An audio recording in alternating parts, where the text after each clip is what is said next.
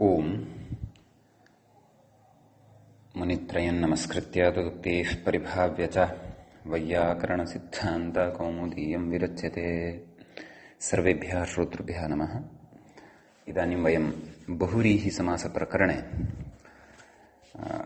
अग्रे प्रविशामः, अग्रिमं सूत्रं द्रक्ष्यामः, अथवा कुत्र वयं प्रचलन्तः स्मः इति तदर्थं गतपाठे किं किं पठितं तदेकवारं स्मरामः।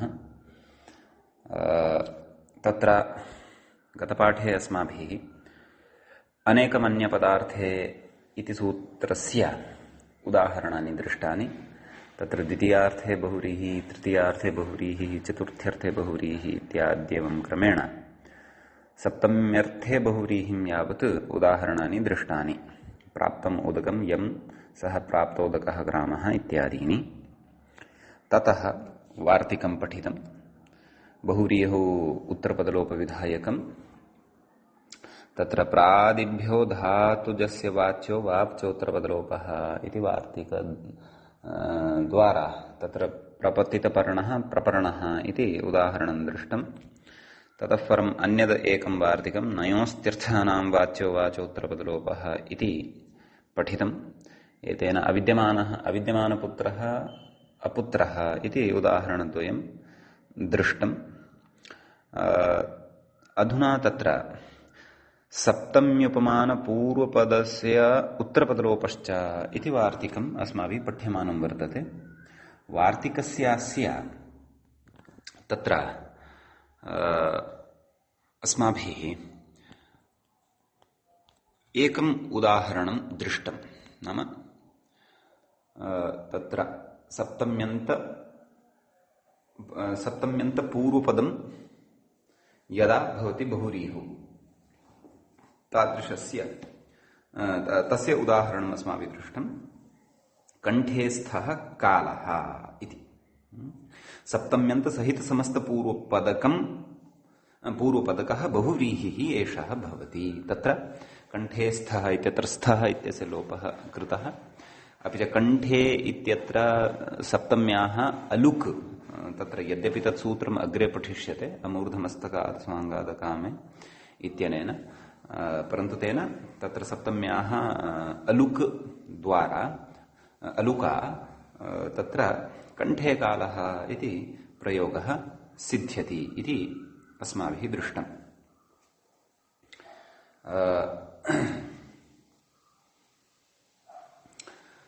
तत्र सप्तम्यन्त सहित समस्त पूर्वपदकः बहुव्रीहिः तु दृष्टः, परन्तु इदानीं तत्र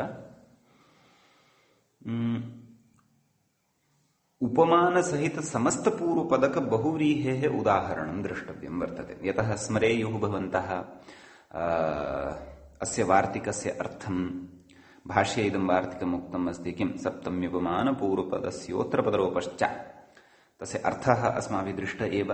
नाम तत्र बहुव्रीहौ तत्र सप्तम्यन्तोपमानसहिते पूर्वपदे यस्य तद् सप्तम्युपमानपूर्वपदम् एवं रीत्या तस्य विग्रहः दृष्टः आसीत्। तस्य समस्तपदस्य पदान्तरेण बहुव्रीहिः वाच्यः। तत्र बहुव्रीहिः तत्र कथनीयः एतेन वार्तिकेन। अग्रे च समस्तपदात्मके पूर्वपदे यदुत्तरं तस्य लोपश्च वक्तव्यः इत्यर्थः। तर्हि तत्र एकमुदाहरणं दृष्टम्, एकमुदाहरणम् अवशिष्यते। तर्हि उपमानपूर्वपदस्य बहुव्रीहेः उपमानसहित समस्तपूर्वपदकस्य बहुव्रीहेः उदाहरणम् इदानीं दृश्यमानं वर्तते। तद्वर्तते उष्ट्रमुखमिव मुखं यस्य सः उष्ट्रमुखः इति। लौकिकविग्रहः एषः। उष्ट्रमुखम् इव मुखं यस्य। एवं रीत्या तत्र उष्ट्रमुखं सु उष्ट्रमुखसु मुखसु एवं रीत्या अलौकिकविग्रहः क्रियते। पुनः वदामि, उष्ट्रमुखसु मुखसु यथा प्रथमान्तम् अस्ति, उष्ट्रमुखम् इत्यपि प्रथमान्तं वर्तते नपुंसकलिङ्गे, मुखम् इत्यपि प्रथमान्तं वर्तते। अतः उष्ट्रमुखम् इव मुखं यस्य भवति सः भवति कः? उष्ट्रमुखः इति। षष्ठ्यर्थे षष्ठ्यर्थबहुव्रीहिः अस्ति एषः। आम्, तत्र कथयति अग्रे व्याख्याता, उष्ट्रस्य मुखम् इव इति विग्रहे षष्ठी तत्पुरुषः। उष्ट्रस्य मुखम् इव, तत्र उष्ट्रमुखम् इव मुखं यस्य इति तु बहुव्रीहेः विग्रहः। तस्य बहुव्रीहेः अस्मिन् विग्रहे उष्ट्रमुखम् इति यत् श्रूयते पूर्वपदत्वेन, तस्यापि तस्य तत्र तत्पुरुषः वर्तते। किम्? उष्ट्रस्य मुखम् इव इति। उष्ट्रस्य मुखम् इव इति विग्रहे तत्र षष्ठी तत्पुरुषसमासः भवति। एवं खलु? तत्र कथयति, मुखशब्दः मुखसदृशे लाक्षणिकः इति सूचयितुम् इव शब्दः। नाम योऽयं मुखशब्दः वर्तते, अयं मुखसदृशे लाक्षणिकः अस्ति प्रकृते, ध्वनयितुम् अथवा तत् सूचयितुं मध्ये इव शब्दः प्रयुक्तः वर्तते इति। नाम उपमानोपमेयधर्म कथनाय अथवा उपमानधर्मकथनाय इव शब्दस्य प्रयोगः अत्र कृतः वर्तते। सः यद्यपि समासे नोपयुज्यते, तादृशी व्यवस्था अस्माभिः तत्पुरुषप्रकरणे, उपमानतत्पुरुषप्रकरणे पठिता अस्ति, वयं पठित्वा आगताः स्मः। तत्र उच्यते अग्रे किम्? उष्ट्रमुखम् इव मुखं यस्य इति विग्रहे बहुव्रीहिः इत्यनुवादः। नाम एतेन नाम प्रकृते यद् वार्तिकं वर्तते, किं सप्तम्युपमानपूर्वपदस्योत्तरपदलोपश्च इति द्वारा तत्र बहुव्रीहेः विधानमपि विधीयते इति। नाम बहुव्रीहि समासः भवति उष्ट्रमुखम् इव मुखं यस्य इत्यस्यां स्थितौ। केन? अनेकमन्यपदार्थे इत्यनेन एव। प्रकृतवार्तिकेन तु तत्र तदेव उत्तरपदलोपः क्रियते। उत्तरपदलोपः नाम बहुव्रीहेः उत्तरपदं न, परन्तु बहुव्रीहौ यत् पूर्वपदम् अस्ति तत्पूर्वपदाय यदुत्तरपदं वर्तते तस्य लोपः भवति। यथा कण्ठे स्थः कालः यस्य, तत्र अस्माभिः तत्र बहुव्रीहेः उत्तरपदं तु कालः इति, परन्तु बहुव्रीहेः पूर्वपदं यद् वर्तते तत्र कण्ठे स्थः तदपि समस्तपदं वर्तते। तत्र उपपद तत्पुरुषः आसीत् कण्ठे स्थः इति, तस्मिन्नपि उत्तरपदस्य लोपः अनेन वार्तिकेन विधीयते इत्यर्थः। अतः प्रकृते अपि तत्र बहुव्रीहि समासः भवति इति। तद् अग्रे कथयति, तत्र उष्ट्रमुखम् इत्येतद् बहुव्रीहेः पूर्वपदम्, तस्मिन् उत्तरपदस्य मुखशब्दस्य लोपः वाचनिकः। वार्तिकेन तु तदेव उच्यमानं वर्तते, नाम तस्य लोपः एव उच्यमानः वर्तते। वार्तिकेन चाग्रहणसामर्थ्यात् यद् बहुव्रीहि समासविधानं प्रकृते क्रियमाणं वर्तते तद्विधानं तु अनुवादमात्रमेव। नाम उक्तस्य पुनः कथनम् अनुवादः। अतः तत् अनुवादमात्रमेव। वस्तुतः विधानं तु एतेन बहुव्रीहौ यत् पूर्वपदं वर्तते तस्य पूर्वपदस्य यद् उत्तरपदं वर्तते तस्य लोपः इति।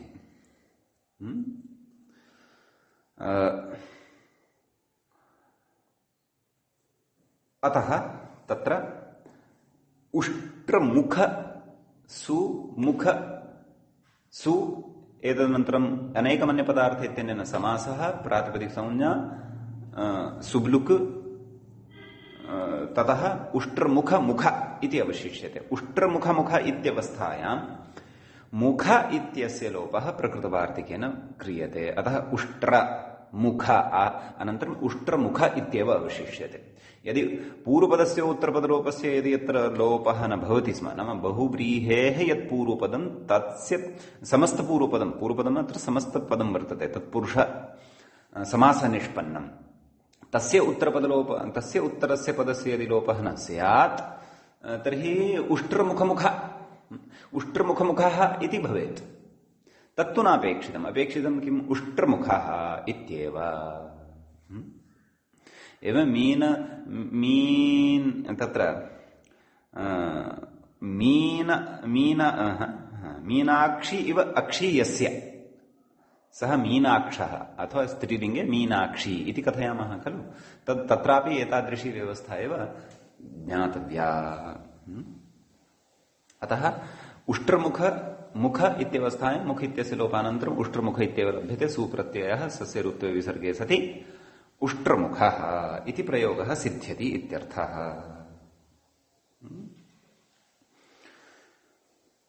एतावान् विशेषः अस्य वार्तिकस्य अस्ति।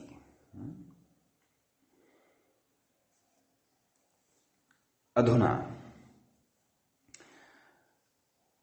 अग्रे तत्र उच्यते किम्? पुनः एकं वार्तिकं वर्तते। सङ्घातविकारषष्ठ्याश्चोत्तरपदलोपश्च इति। इदमपि वार्तिकमेव अस्ति। यद्यपि वार्तिकस्य संख्याः प्रकृते नोक्ताः वर्तन्ते, अस्माभिः तत्र यदा ध्वनिः स्थापयिष्यते श्रोतृभ्यः तत्र वार्तिकसंख्यामपि वदिष्यामः समूहेषु, वाट्सएप ग्रुप इत्यादिषु। परन्तु भाष्ये इमानि वार्तिकानि पठितानि सन्ति। वार्तिकं वर्तते सङ्घातविकारषष्ठ्याः च उत्तरपदलोपश्च इति। तत्र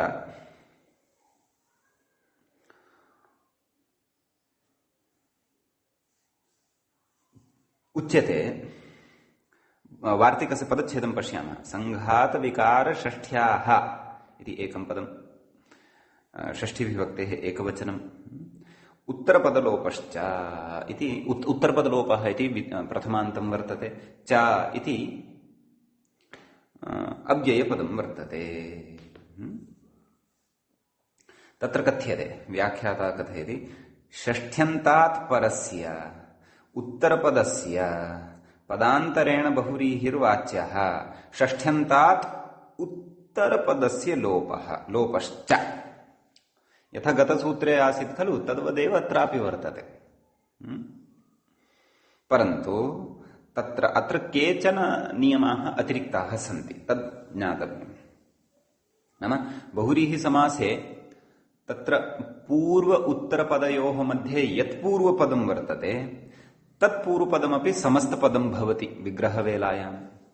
अपि च तस्य समस्तपदस्यापि अवधानेन श्रोतव्यं। पश्यन्तु, बहुव्रीहिसमासे किमुच्यमानं वर्तते? बहुव्रीहिसमासे यत् पूर्वपदम् उत्तरपदं च वर्तते तत्रापि यत् पूर्वपदं वर्तते, नाम बहुव्रीहिसमासे पूर्वोत्तरपदयोर्मध्ये यत् पूर्वपदं वर्तते तत्पूर्वपदं समस्तपदं भवति। अपि च तस्य समस्त पदस्य विग्रह यदि क्रियेत अथवा तत्र यः समासः अस्ति सः समासः षष्ठीसमासः स्यात्। नाम षष्ठीसमासः नाम कः समासः? षष्ठीतत्पुरुषसमासः इति स्यात्। तादृशस्य षष्ठीतत्पुरुषस्थस्य पूर्वपदस्य उत्तरपदेन सह, नाम बहुव्रीहौ विद्यमानेन उत्तरपदेन सह बहुव्रीहिसमासः भवति। अपि च अन्यत् किं कार्यं भवति? षष्ठ्यन्तात् उत्तरपदस्य लोपश्च। अतः षष्ठ्यन्तात् नाम पूर्वपदे षष्ठ्यन्तात् उत्तरपदं यद् वर्तते तस्य लोपः च वक्तव्यः। परन्तु तत्र अर्थविशेषः, नाम षष्ठ्याः अपि, नाम कस्मिन् तत्र अर्थे षष्ठी विभक्तिः स्यात्। नाम यः समासः कृतः वर्तते तस्मिन् समासे यत् षष्ठ्यन्तं पदं श्रूयमाणं वर्तते तस्मिन् का षष्ठी विभक्तिः भवेत् तद् उक्तं वार्तिके। किं? सङ्घातविकारषष्ठ्याः इति।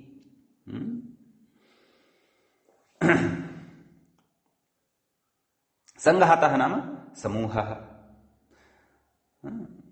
अपि च विकारः।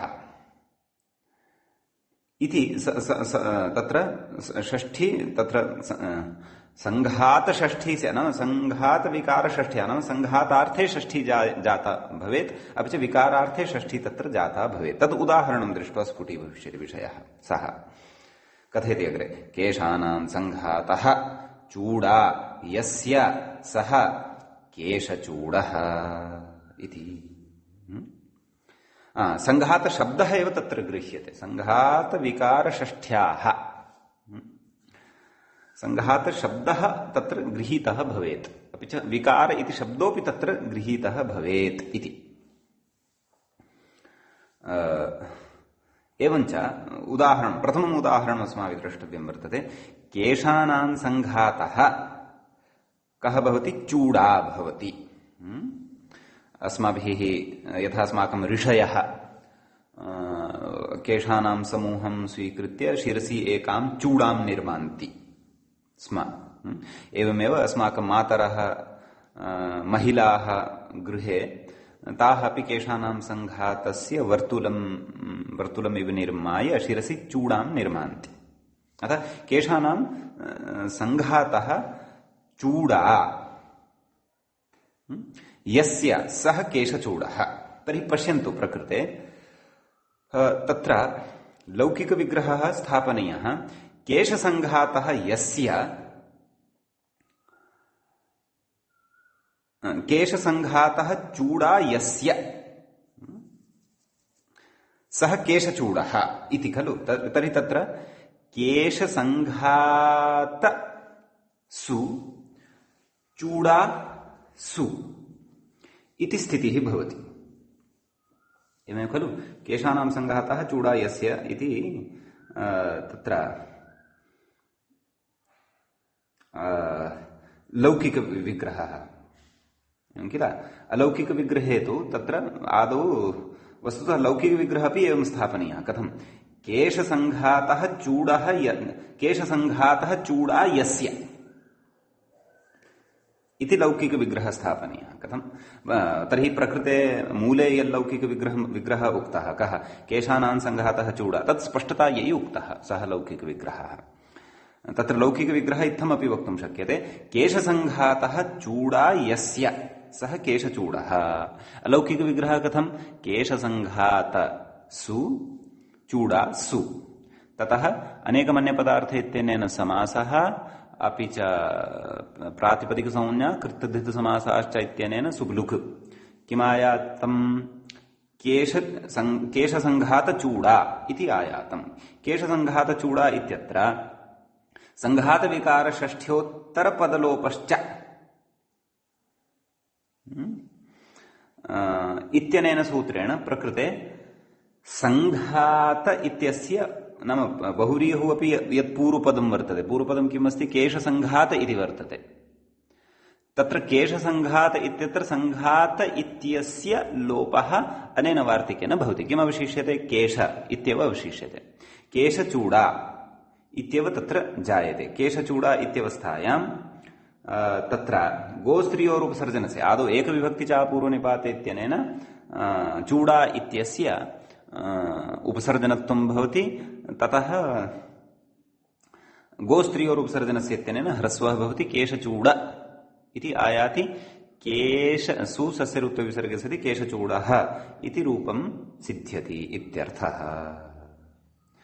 अधुना उदाहरणं दृष्ट्वा पुनरेकवारं यदि वार्तिकस्य अर्थं चिन्तयामः स्पष्टता भवति एवमेव सर्वत्र कर्तव्यं सूत्रस्य अर्थं सामान्येन आदौ श्रुत्वा ततः परं तस्य अर्थस्य उदाहरणे सङ्गतिं कर्तुं यत्नः कर्तव्यः पुनः उदाहरणं दृष्ट्वा पुनः अवश्यम् एकवारं सूत्रस्य वार्तिकस्य वा अर्थः चिन्तनीयः तदा सः विषयः पूर्णतया स्पष्टतां गच्छति यदि क्वचित् संशयः अवशिष्टः भवति तर्हि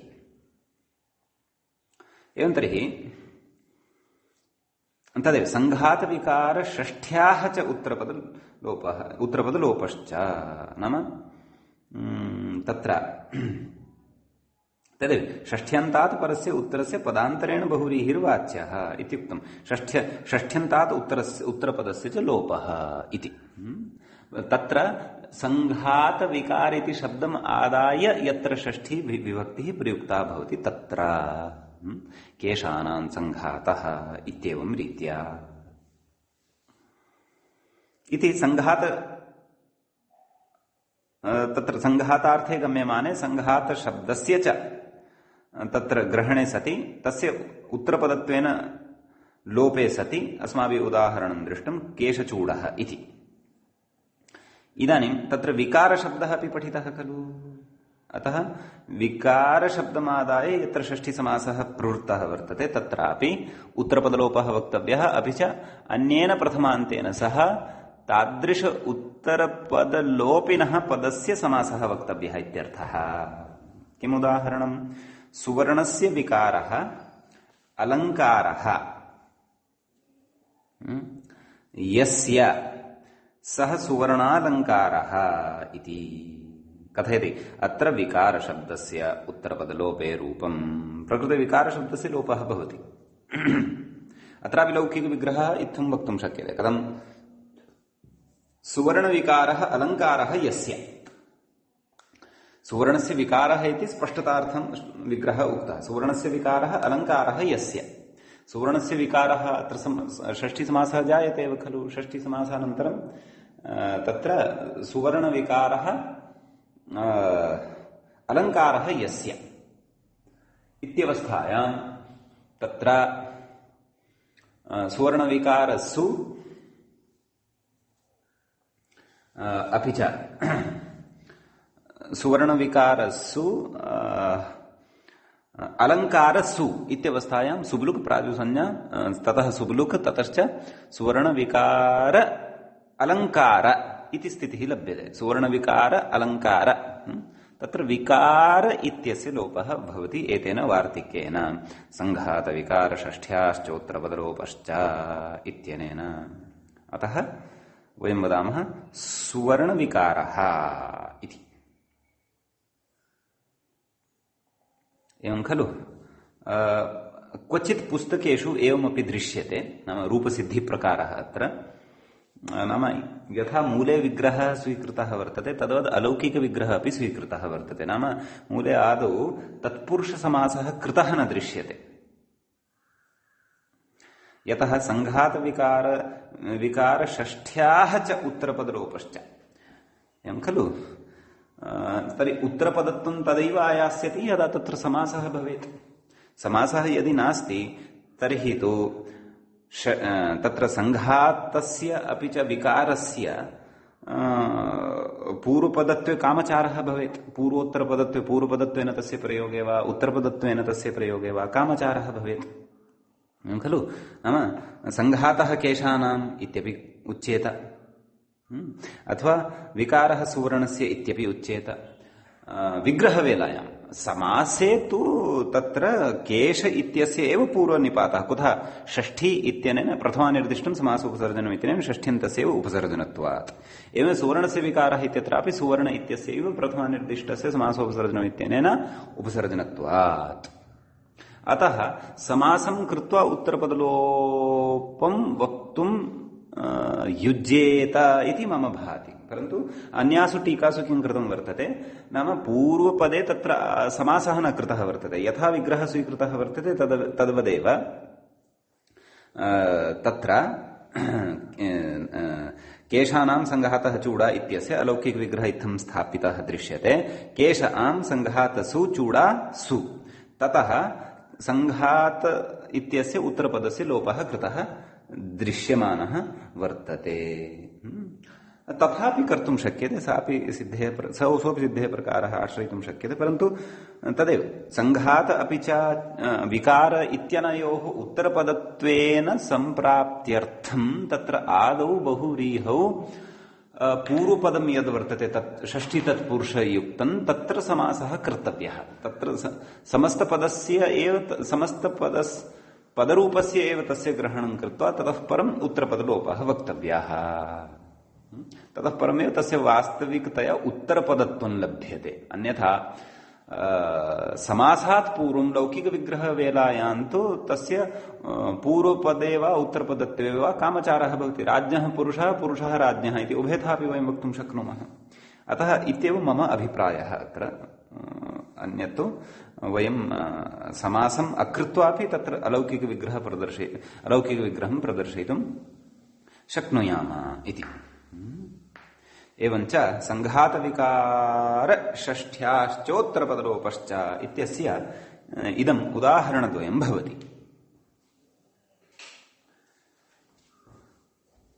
एतावान् एव विशेषः अस्मिन् वार्तिके वर्तते। अग्रे इतोपि एकं वार्तिकम् उच्यमानं वर्तते। वार्तिकम् इत्थं भवति, अस्ति क्षीरादयश्च इति। अस्ति क्षीर आदौ येषां ते अस्ति क्षीरादयः इति प्रथमान्तं पदं भवति। च इति अव्ययपदं भवति। उच्यते अस्ति क्षीरादयः बहुव्रीहौ उपसङ्ख्येयाः इत्यर्थः। अस्य वार्तिकस्य अयमेव एतावानेव अर्थः। अस्ति क्षीरादयः सन्ति ये शब्दाः, अस्ति क्षीरादिगणे पठिताः सन्ति ये शब्दाः, ते बहुव्रीहौ उपसङ्ख्येयाः, बहुव्रीहौ अन्तर्भाव्याः इति। तत्र कथयति, अस्ति क्षीरा गौः इत्यत्र अस्ति इत्यस्य तिङन्ततया प्रथमा विभक्त्यन्तत्वाभावात् अप्राप्ते बहुव्रीहौ इदं वचनम्। अस्ति इति क्रियापदरूपेण श्रूयते किल। अतः क्रियापदस्य तु समासः नोक्तः। तिङन्तेन समासः न भवति इति अस्माभिः तत्पुरुषे एव प्रतिपाद्यायातम्। अतः तत्र तादृशस्य अस्ति इत्यस्यापि पदस्य समासः भवतु, स च बहुव्रीहिः समासः भवतु। अस्ति क्षीरा गौः एवं खलु। परन्तु तत्र कश्चन विचारः कथयति, वस्तुतस्तु वचनमिदं नारब्धव्यम् इत्याह। नाम अस्य वचनस्य, नाम अस्य वार्तिकस्य अपेक्षा नास्ति। अस्य वार्तिकस्य अपेक्षा कुतः नास्ति चेत् तत्र मूले एव कथयति। किं कथयति, अस्तीति विभक्तिप्रतिरूपकम् अव्ययम् इति। नाम अस्तीति तत्र क्रियापदं नास्ति भोः, तत्तु विभक्तिप्रतिरूपकम् अव्ययं वर्तते। विद्यमानार्थे तद् अव्ययं प्रयुज्यते। तथा यथा सुवौजस् एतेषां विभक्तिः इति संज्ञा भवति, तद्वत् तिप्तस्झि इत्येतेषामपि विभक्तिः इति संज्ञा भवति। अतः विभक्तिप्रतिरूपकाणि अव्ययानि तत्र पठ्यन्ते अव्यये प्रकरणे। अतः कानिचन विभक्ति, यथा प्रायेण तत्र तृतीया श्रूयते, परन्तु तृतीया नास्ति। तद् विभक्तिप्रतिरूपकम् अव्ययं वर्तते। एवमेव अस्ति क्षीरा इत्यत्र अस्ति इति शब्दः अव्ययरूपम् अपि वर्तते। अतः तादृशम् अव्ययम् इदं वर्तते। तेन किं, तेन विभक्तिप्रतिरूपकत्वेन निपातितत्वात् अस्ति इति स्वरादिनिपातम् अव्ययम् इति अव्ययं विद्यमानार्थकं, नाम इदम् अव्ययं विद्यमानार्थकं वर्तते। ततः किं, ततः सोः अव्ययादाप्सुपः इति लुकि प्रत्ययलक्षणेन प्रथमान्तत्वादेव सिद्धेः इदं वचनं न कर्तव्यम् इति भावः। एवं खलु। तर्हि इदं पदमेव अस्ति। कीदृशं पदम्, अव्ययपदम् अस्ति। सुप्रत्ययः तत्र आयाति, सुप्रत्ययस्य तत्र प्रत्ययलक्षणत्वेन उपस्थितिः जायते। उपस्थित्या तदपि प्रथमान्तमेव सम्पद्यते। अतः अनेकं प्रथमान्तं अनेकं प्रथमान्तम् अन्यपदार्थे समस्यते, स च बहुव्रीहिः भवति इति अस्ति क्षीरा इति प्रयोगः सिद्ध्यत्येव खलु। अस्ति क्षीरं यस्यां गवि इति वा, तत्र विग्रहः ज्ञातव्यः। अतः अस्ति क्षीरादि प्रयोगः सिद्ध्यत्येव खलु। अतः अस्ति क्षीरादयः इति वचनस्य अपेक्षा नास्ति। अपि च तिङन्तं न समस्यते। एतेन अयमपि सिद्धान्तः पुष्टः तिष्ठति। अथ एव इदं वार्तिकं नारब्धव्यम् इति तदुक्तं भाष्ये उक्तं किम्, अस्ति क्षीरादिवचनं न अस्ति क्षीरादिवचनं न वा अव्ययत्वात् इति। नाम अस्ति क्षीरादिवचनं न कर्तव्यं कुतः तेषाम् अव्ययत्वं वर्तते इति कृत्वा अव्ययत्वात् पदत्वमपि भवत्येव, अव्ययानां सुबन्तपदत्वं भवत्येव। सुप् तत्र न श्रूयते, सः भिन्नः विषयः, परन्तु सुपः तत्र उपस्थितिः जायते एव, अतः तत्र उदाह्रियते अस्ति क्षीरागौः। एतावान् विषयः अस्मिन् वार्तिके वर्तते। संघातविकार षष्ठ्याश्चोत्तरपदलोपश्च इति। इदानीं वयम् अग्रे बहुव्रीहौ पुंवत् भाव प्रकरणं प्रविशन्तः स्मः। नाम पुंवत् भाव व्यवस्थां वयं पश्यामः। प्रकृते बहुव्रीहौ स्त्रीलिङ्गस्य पुंलिङ्गत्वेन विपरिणामः भवति। तत् कथं भवति इति वयम् इदानीम् अग्रे महदेव प्रकरणं पठिष्यामः। एवं खलु? तत्र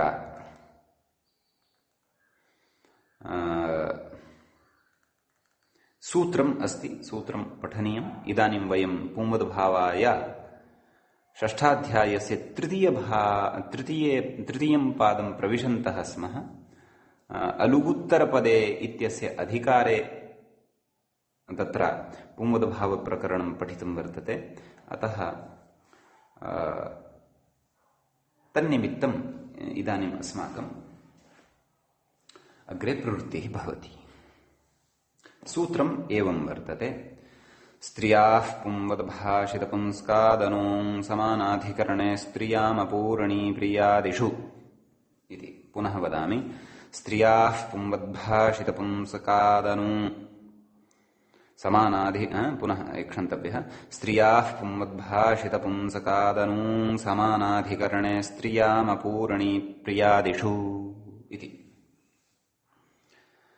सूत्रस्य पदच्छेदः आदौ द्रष्टव्यः। सूत्रस्य पदानां संख्याम् आहत्य कथयामि चेत् 6 पदात्मकम् इदं सूत्रं भवति। तत्र प्रथमं पदं भवति स्त्रियाः इति। षष्ठीविभक्तेः एकवचनम् अस्ति तत्। द्वितीयं पदं भवति पुंवत् इति।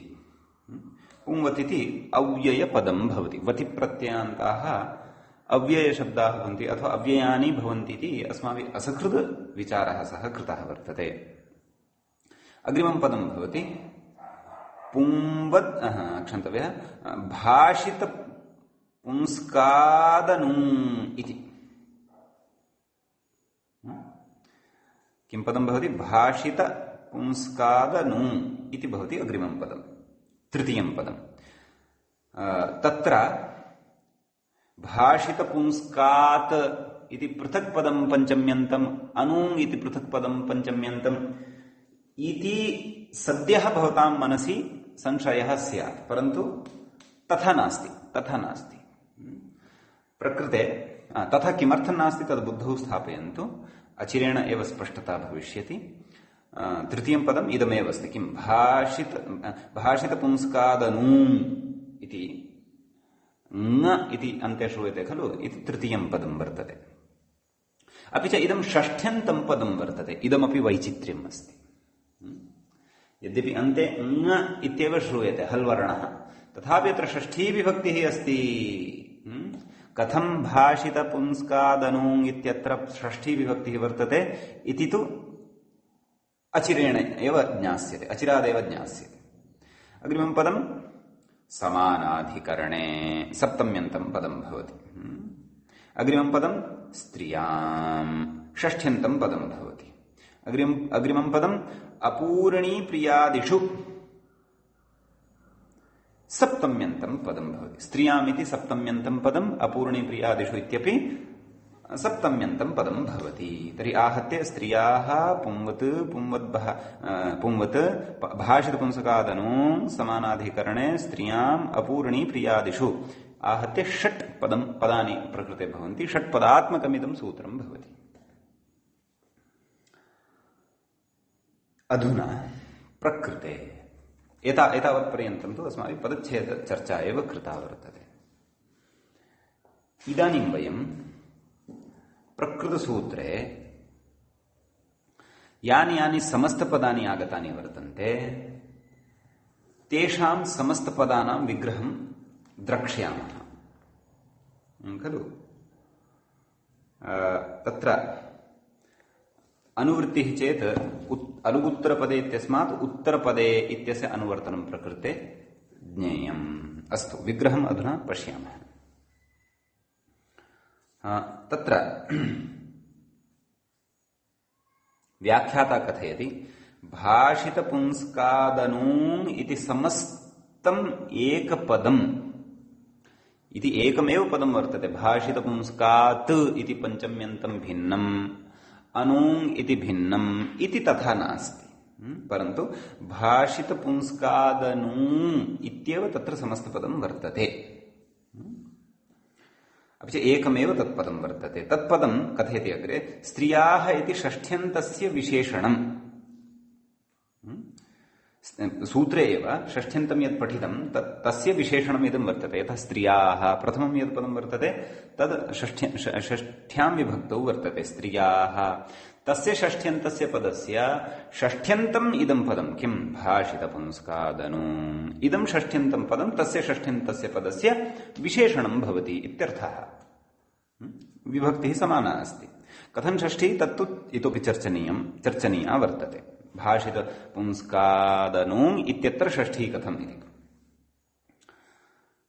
इति अभिप्रेत्य व्याचष्टे नाम इति अभिप्रेत्य कथयति। किं कथयति? भाषितपुंस्कादिति व्याचष्टे व्याख्याति। किं व्याख्याति? भाषितपुंस्कादिति मूले किं भाषितपुंस्कात् अनु इति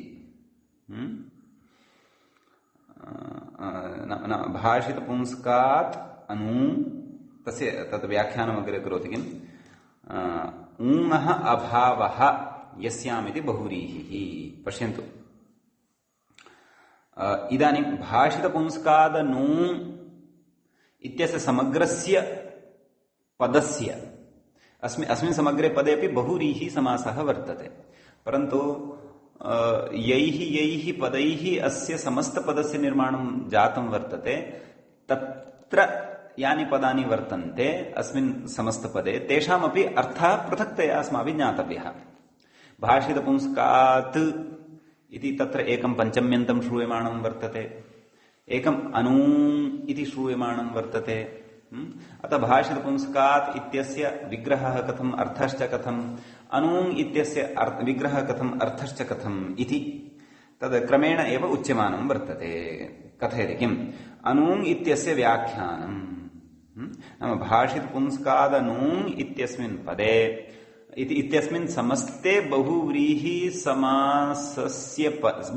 समासापन्ने पदे अथवा बहुव्रीहि समासस्थिते पदे अनूङ् इति यद् उत्तरपदत्वेन श्रूयमाणं वर्तते वस्तुतः अस्य विग्रहः कथं भविष्यति? भाषितपुंस्कात् अनूङ् यस्यां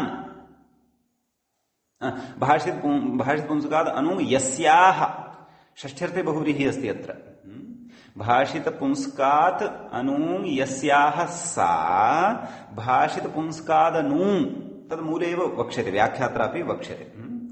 अतः तत्र पूर्वपदमस्ति भाषितपुंस्कात्, उत्तरपदं वर्तते अनूङ्। तत्र उत्तरपदं यद् वर्तते तत्र पुनः समासः वर्तते न ऊङ् अनूङ्। तर्हि तत्र कः समासः? तदुच्यमानं वर्तते। किम् मूले कथयन्तु, मूले पश्यन्तु किम् ऊङः अभावः एतावानेव विग्रह कस्य अणुम् इत्यस्य तत्र कः समासः इत्येतत् व्याख्याता कथयति। किं कथयति? अर्थाभावे अव्ययी भावः। नाम प्रकृते अर्थाभाव अस्माभिः अव्ययं विभक्ति समृद्धि इत्यत्र पठितं खलु। तद् अर्थाभावे अव्ययी भावः नैतत्पुरुषो वा नैतत्पुरुषसमासोऽपि गृहीतुं शक्यते। यथा तत्पुरुषसमासप्रकरणे अस्माभिः पठितं यत् अयं नञ् तत्पुरुषः अर्थाभावे अव्ययीभावेन सह विकल्प्यते इति नञ् समासपठनसमये अस्माभिः ससिद्धान्तं तत्र प्रतिपादितम्। अतः प्रकृते अर्थाभावे अव्ययीभावं वा गृह्णन्तु अथवा नञ् तत्पुरुषं वा गृह्णन्तु उभयथापि प्रकृते न उङ् अनुङ् इति सेत्स्यते। एवं खलु। एवं तर्हि तत्र तु अनुङ् इत्यत्र तु अयं व्यवस्था समासव्यवस्था एषा ज्ञातव्या। अग्रे कथयति भाषितपुंस्कादिति दिग्योगे पञ्चमी इति। भाषितपुंस्कादित्यत्र दिग्योगे पञ्चमी वर्तते। दिग्योगपञ्चमी केन विधीयते? अन्यारादितरर्थे दिक्छब्दाञ्चूत्रपदाजाहि युक्ते इति अस्माभिः कारकप्रकरणे दिग्योगपञ्चमी विषये अपि विस्तरेण सूक्ष्मतया पठितम्। अतः एतद् भवन्तः अवगन्तुं शक्नुवन्ति, क्लेशः नास्ति। अतः किं कथयति? परः इति प्रथमान्तम् अध्याहार्यम् इति। परः इति प्रथमा नाम तदेव। तथा च कथयति भाषितपुंस्कात् परः नाम कश्चन भाषितपुंस्कः वर्तते शब्दः, तस्मात् परः यः अनून् तस्मात् परः अनून् यस्याः तत्र अत्र तु यस्येति इति यस्य इत्येव उक्तं वर्तते। वस्तुतः तथा नास्ति। यतः भाषितपुंस्कादनूङ् इति पदं कस्य पदस्य विशेषणं वर्तते? स्त्रियाः इति पदस्य विशेषणं वर्तते। अतः भाषितपुंस्कादनूङ् इत्यत्र तत्र विग्रहः कथं वक्तव्यः? भाषितपुंस्कात् परः अनूङ् यस्याः कस्याः? यस्याः स्त्रियाः।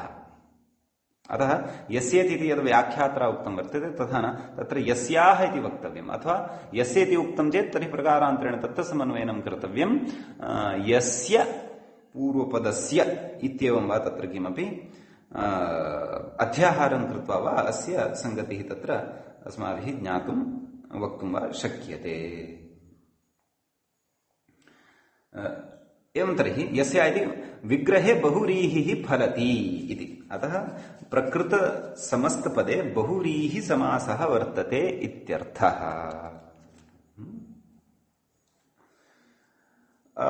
तत्र अत्र एकः विषयः भाषितपुंस्कः इत्यस्मिन् विषये उदाहरणे चर्चां करिष्यामः। अथवा अग्रे व्याख्याता स्वयमेव वदिष्यति, वयमपि तत्रैव चर्चां करिष्यामः। सद्यः भवद्भिः एवं चिन्तयन्तु। प्रकृते भाषितपुंस्कः कश्चन शब्दः वर्तते, तस्य शब्दस्य भाषितपुंस्कसंज्ञा भवति अथवा भाषितपुंस्क इति नाम भवति। तादृशः शब्दः यः भाषितपुंस्क इति अनुपूर्वीपरः शब्दः न, परन्तु तादृशः शब्दः यः भाषितपुंस्कः भवति। तादृशः भाषितपुंस्कः यदा तस्मात् भाषितपुंस्कात् परे अनूङ् भवति, अनूङ् अर्थात् ऊङः अभावः भवति। प्रकृते च ऊङ् यः अस्ति सः कः? यः अस्माभिः स्त्रीप्रत्ययप्रकरणे ऊङुतः इत्यनेन सूत्रेण पठितः सः ऊङ् एषः। सः न भवेत् अनूङ् इत्युक्तं, नाम तस्य ऊङः अभावः इत्युक्तम्। तस्मात् भाषितपुंस्कात् परे। अपि च अयं विषयः कस्य विषये उच्यमानः वर्तते? यद् बहुव्रीहि समासः अस्माभिः अग्रे करिष्यते तस्मिन् बहुव्रीहौ यत् पूर्वपदं वर्तते भाषितपुंस्कं तस्मिन् यः शब्दः वर्तते मूलशब्दः तस्मात् शब्दात् परे स्त्रीप्रत्ययः ऊङ् इति प्रत्ययः न भवतु, ऊङ् रहितः सः भवतु बहुव्रीहेः पूर्वपदे विद्यमानः शब्दः इत्यर्थः।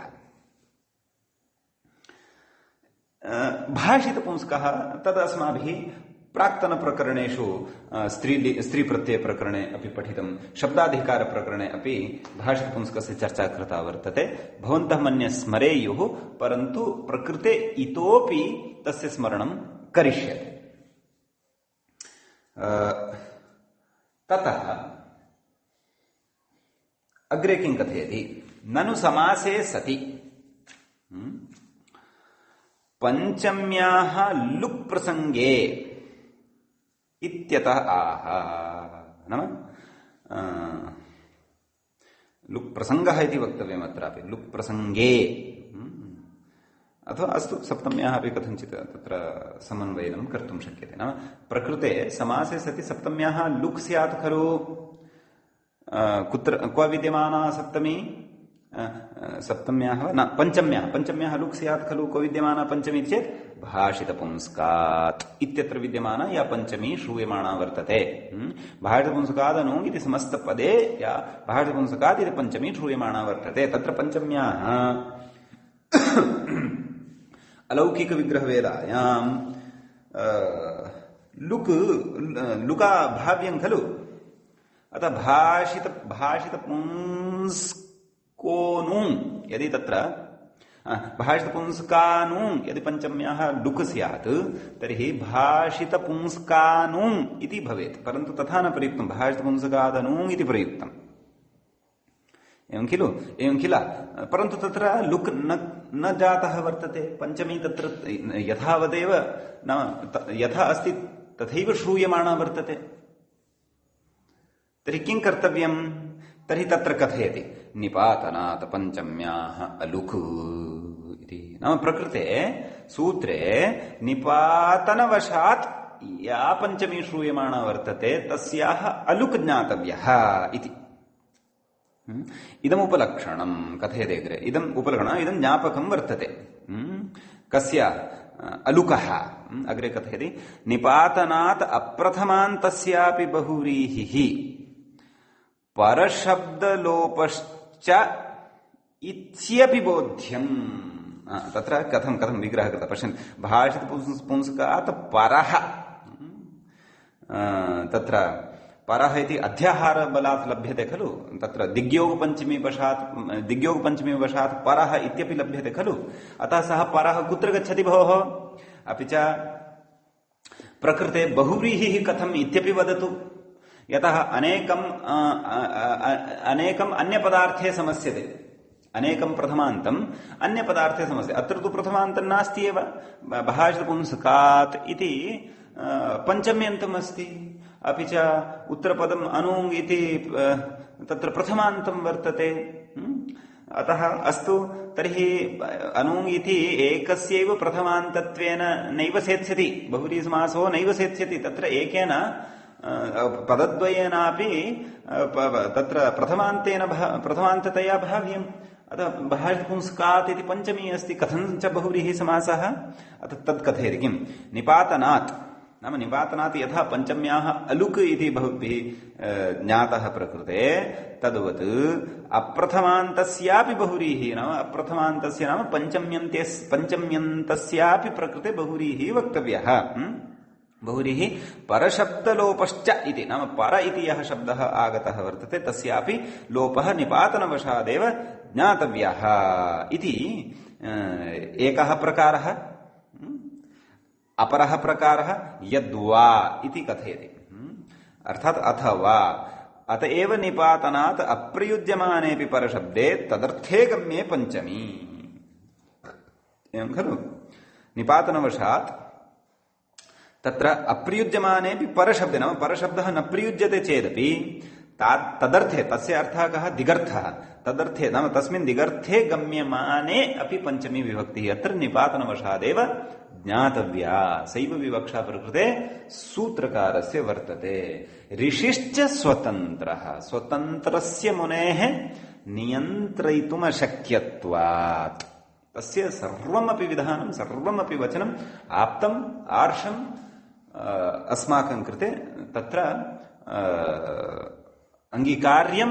तत्र च वयं ऋषिवचनसामर्थ्यात् इदं स्वीकुर्मः। यथा सः महापुरुषः अन्वाख्याता, अस्माकं अणुसदृशं सामर्थ्यं चेत् तस्य पर्वततुल्यं सामर्थ्यम् इत्येव वयं श्रद्धया ऋषिहृदयं ऋषिचरणं च सत्कुर्वन्तः सर्वत्रापि समन्वयनं कुर्मः। अस्तु,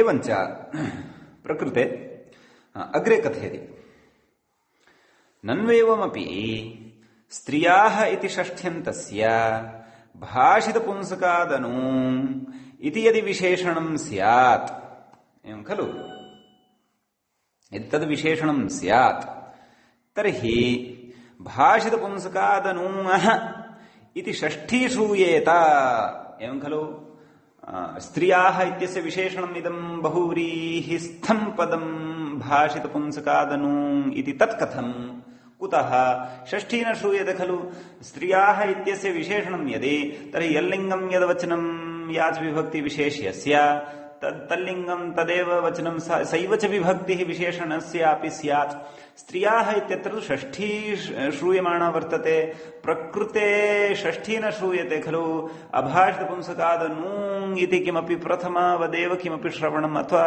विभक्तेः स्पष्टता न जायते खलु इत्यत आह किमाह मूले एव आह किमाह षष्ठ्याश्च लुगिति मूले गत विषयोपि उक्तः कः निपातनात् पञ्चम्याः अलुक् षष्ठ्याश्च लुक् इति नाम षष्ठ्याः तत्र लुक् वर्तते यथा अस्य अह न तत्र नादिन्याक्रोशे पुत्रस्य तत्र नादिन्याम् इति सप्तमी भवति तत्रापि लुक् क्रियते एवमेव छन्दोवत् सूत्राणि भवन्ति इति कृत्वा इमानि सूत्राणि वेदवत् भवन्ति इति कृत्वा अपि साक्षात् वेदस्तु न भवन्ति परन्तु वेदवत् भवन्ति इति कृत्वा वैदिकी विभक्ति लोप व्यवस्था सूत्रकारेण स्वीयेषु सूत्रेष्वपि आचर्यते इत्यर्थः अतः प्रकृते षष्ठी एव अस्ति परन्तु तस्याः लुग् ज्ञातव्यः लुग् बोध्यः लुग् अवगन्तव्यः इत्यर्थः एवं किल निपातनात् इत्यनुषज्यते नाम षष्ठ्याश्च लुक् नाम निपातनादेव नाम पूर्वं निपातनात् इति यदा आरब्धं तदेव अत्रापि अनुषज्यते नाम तस्य प्रकृते सम्बन्धः वर्तते नाम तस्मिन्नेव प्रसङ्गे उच्यमानं वर्तते कृत्वा निपातनादेव इदमपि लभ्यते इत्यर्थः एवं खलु एतावत्पर्यन्तं तत्र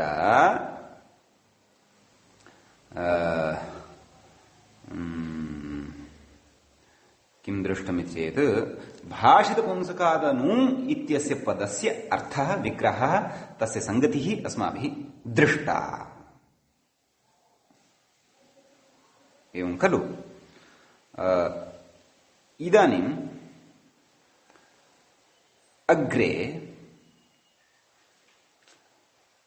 स्त्रियाः पुंवद्भाषितपुंस्कादनु स्त्रियाः पुंवद्भाषितपुंस्कादनु इति खलु उक्तम् तर्हि तत्र भाषितपुंस्क इत्यस्मिन् विषये इदानीम् उच्यते न भाषितपुंस्कात् तत्र भाषितपुंस्कः नाम कः इति उच्यते तत्र कथयति भाषितः इदानीं भाषितपुंस्कविषये चर्चा तद्विषयेपि स्पष्टता कर्तव्या वर्तते ततः अग्रिमः विषयः स्फुटतां यास्यति किं कथयति भाषितः पुमान् येन तद्भाषितपुंस्कम् तत् अस्य अस्ति इति अर्षाद्यच भाषितपुंस्कः नाम भाषितपुंस्कम् यस्य अस्य अस्ति इति भाषितपुंस्कम्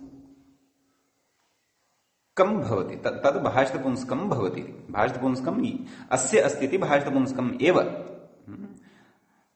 अथवा शब्दः विशेष्यत्वेन ग्राह्यश्चेत् भाषितपुंस्कम् अस्य अस्ति इति भाषितपुंस्कः शब्दः इति अर्षाद्यच नाम अर्ष आदिगणत्वात् तत्र मतुबर्थे अच प्रत्ययः भाषितपुंस्क इति शब्दे ज्ञातव्यः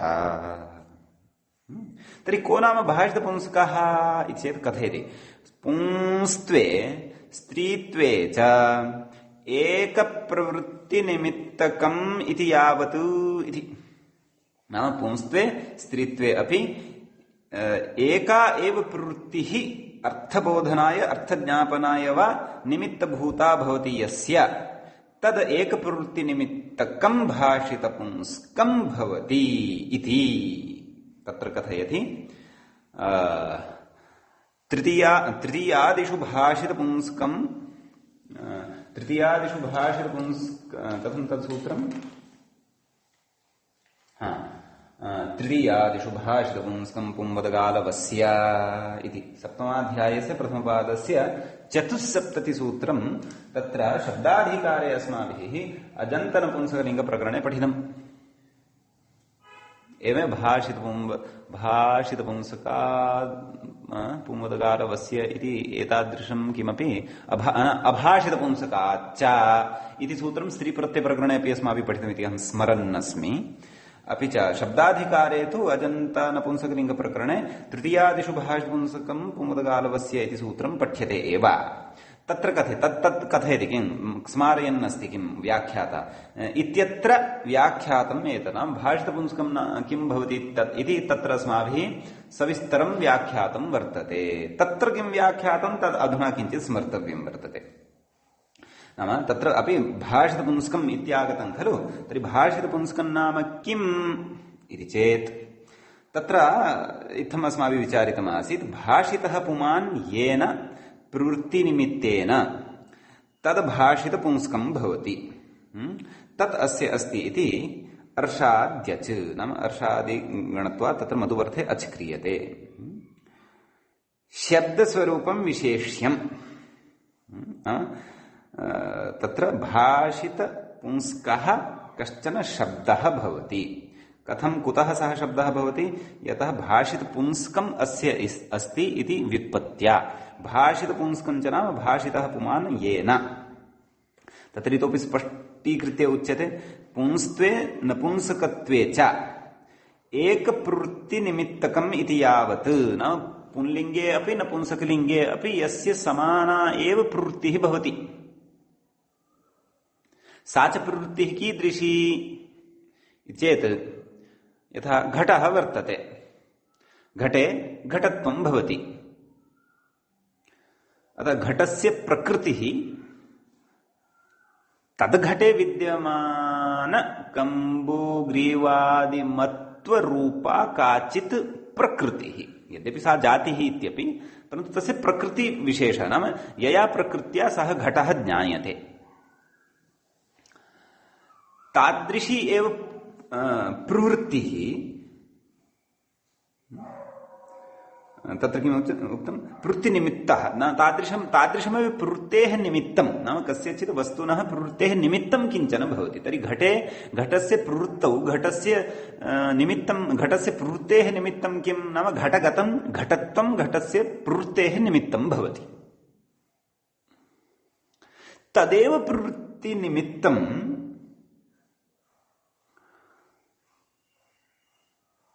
कस्मिंश्चित् तादृशशब्दे भवेत् यः शब्दः पुल्लिङ्गे अपि भवति अपि च लिङ्गान्तरे अपि भवति। पुल्लिङ्गे अपि भवति, स्त्रीलिङ्गे अपि भवति, अथवा पुल्लिङ्गे अपि भवति अथवा नपुंसकलिङ्गे अपि भवति। परन्तु लिङ्गद्वये अपि प्रवृत्तेः निमित्तं तु एकमेव भवति। यथा उदाहरणाय कश्चन रूपवान् वर्तते, तत्र शब्दः कः? रूपवत् इति शब्दः। तत्र रूपवत् इति शब्दस्य प्रवृत्तिनिमित्तं किं वर्तते? रूपवत्वम् इति। तर्हि यदा रूपवत् इति शब्दः यस्य प्रवृत्तेः निमित्तं रूपवत्वम् इति अस्ति, स्त्रीलिङ्गे व्यवह्रियते, तदा स्त्रीलिङ्गे अपि तस्य रूपवत्वं समानमेव भवति। नाम तद्गतशब्दस्य रूपवत्वं न गच्छति। सरलतया वक्तव्यं तर्हि तस्य शब्दस्य यः अर्थः वर्तते सः अर्थः स्त्रीलिङ्गे अपि समानरूपेणैव तिष्ठति।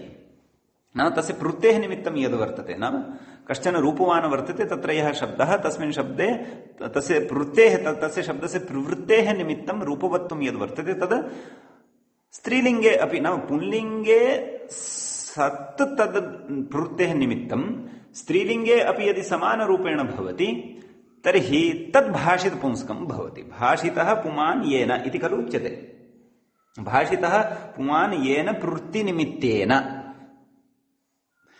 नाम तत्प्रवृत्तिनिमित्तद्वारा पुल्लिङ्गस्थः शब्दः अपि समानरूपेण भाषमाणः स्यात् स्त्री अथवा लिङ्गान्तरस्य शब्दः अपि समानरूपेण भाषमाणः स्यात् भाषमाणः नाम सम्बध्यमानः स्यात् नाम तत्प्रवृत्तिनिमित्तं यथा पुल्लिङ्गे वर्तते तद्वत् स्त्रीलिङ्गे अपि स्यात् यथा रूपवत्वं नाम रूपवान् इत्यत्र रूपवत् इति शब्दः वर्तते तस्य प्रवृत्तिनिमित्तं रूपवत्वं तच्च रूपवती अपि भवति अपि च रूपवत्याम् अपि भवति किं रूपवत्वं रूपवत्याम् अपि भवति रूपवती अपि भवति रूपवती तत्र पुल्लिङ्गसप्तमी रूपवत्याम् इति स्त्रीलिङ्गसप्तमी परन्तु प्रवृत्तिनिमित्तं यद् वर्तते मूलशब्दस्य तद् उभयत्रापि समानं वर्तते किं रूपवत्वम् इति अतः तादृशः शब्दः तादृश प्रवृत्तिनिमित्तकत्वं यस्य शब्दस्य भवति सः शब्दः भाषितपुंसकः भवति तत्र अन्यः अपि एकः शब्दः चित्र इति शब्दः चित्रशब्दस्य प्रवृत्तिनिमित्तकत्वं किं चित्रत्वं तच्च पुल्लिङ्गे अपि यथा भवति नाम तत्प्रवृत्तिनिमित्तकं पुल्लिङ्गे अपि भवति अपि च लिङ्गान्तरेषु अपि भवति स्त्रीलिङ्गे अपि भवति नपुंसकलिङ्गे अपि भवति अतः चित्र इति शब्दः भाषितपुंसकः भवति इति अतः प्रकृते एतावता अस्माभिः भाषितपुंसकत्वं किं भवति इति ज्ञातं वर्तते इतः अग्रे सूत्रार्थे अस्माभिः प्रवेष्टव्यं वर्तते अपि च सूत्रे विद्यमानं यत् पदं वर्तते अपूर्णी प्रियादिषु तत्रापि समासः वर्तते तस्य समास समस्तपदस्य विग्रहादीनां स्पष्टता सूत्रार्थकरणसमये एव अस्माभिः करिष्यते अद्य तावदस्य सूत्रस्य अस्माभिः पदच्छेदः सूत्रगत एकस्य पदस्य भाषितपुंसकादनुङ् इत्यस्य विग्रहः केवलं विग्रहः अपि च भाषितपुंसक इत्यस्य कः अर्थः भवति इत्येतावानेव अर्थः इत्येतावानेव विषयः एतत् सूत्रविषये अस्माभिः स्पष्टीकृतः वर्तते विशेषः अग्रिमपाठे वक्ष्यते अतः एतावन्तमेव विषयं बुद्धौ संस्थाप्य वयं अस्य सूत्रस्य अग्रिमम् अंशं पठितुं सिद्धाः स्याम एतावदेव पठामः अत्रैव मङ्गलं मुनित्रयं नमस्कृत्य तदुक्तिः परिभाव्य च वैयाकरणसिद्धान्तकौमुदीयं विरच्यते सर्वेभ्यः शुभदिनं सर्वेभ्यः श्रोतृभ्यश्च नमः तिष्ठामः नमो नमः